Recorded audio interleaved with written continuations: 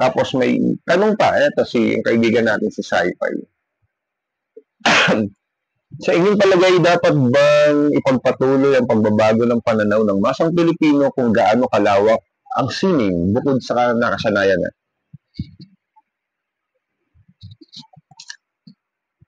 Alas nang nadidiscuss na natatalakay yung art appreciation ng Pinoy. Aminin natin, hindi lahat ng tao nakaka-appreciate ng art. Yeah. Pag nakakita ng abstract yan, kaya ko rin yan eh. Ginuhit-guhit din ng brush eh. Kaya ko rin, binuhos-buhos lang yung pintura eh. Winelding lang yan eh. Kaya ko rin yan. Okay. Kaya mo, ba't di mo ginawa? Yeah.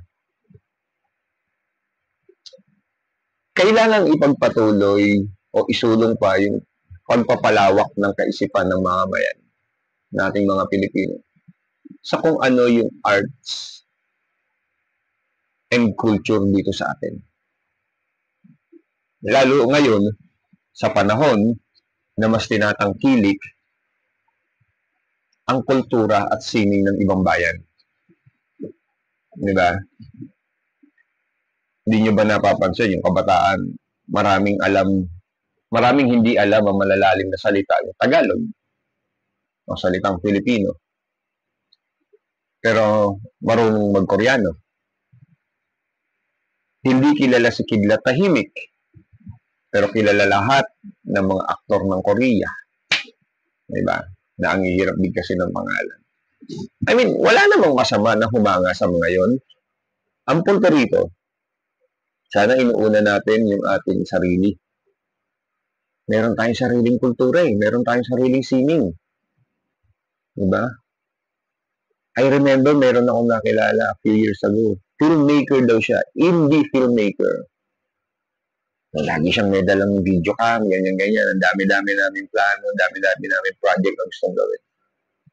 Then one time, tinanong ko siya kung kilala niya si Kidlat Tahimik. Si Tatay Kid.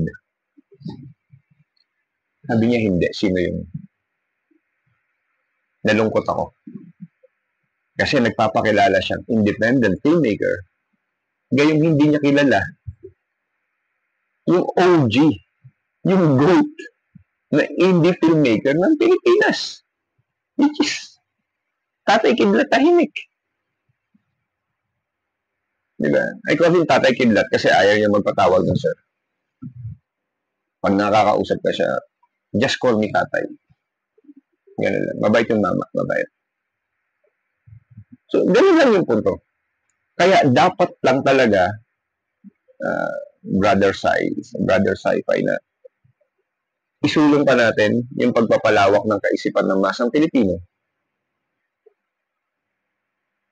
sa pang-unawa sa kung ano ang ating sining at kultura. Kasi pag naunawaan na nila yung sining at kultura natin, dun magsisimulang mahalin yan. Kasi mahirap mahalin yung hindi mo naunawaan. Di ba? Mahirap mahalin, hindi mo naunawaan. Kaya nga sa isang relasyon, di ba, kinikilala mo muna para mas maunawaan mo kung paano mo siya mamahalin. Hindi pwedeng nagkita kayo, mahal mo na agad. Hindi ganun. Kailangan mo siyang kilalanin. Ano yung gusto niya? Di ba? Ano yung ayaw niya? Ano yung tipo ng music na pinakikinggan niya? Things like that. So sa arts and culture, ganun din. Kailangan nating ipaunawa yung value ng artwork, yung value ng visual arts, di ba? Yung value ng music, di ba? Ng dance, ng poetry. Kasi pag naunawaan na ng tao, yung mensahe, yung lalim, yung kahulugan, doon magsisimulang ma-appreciate yung arts and culture natin.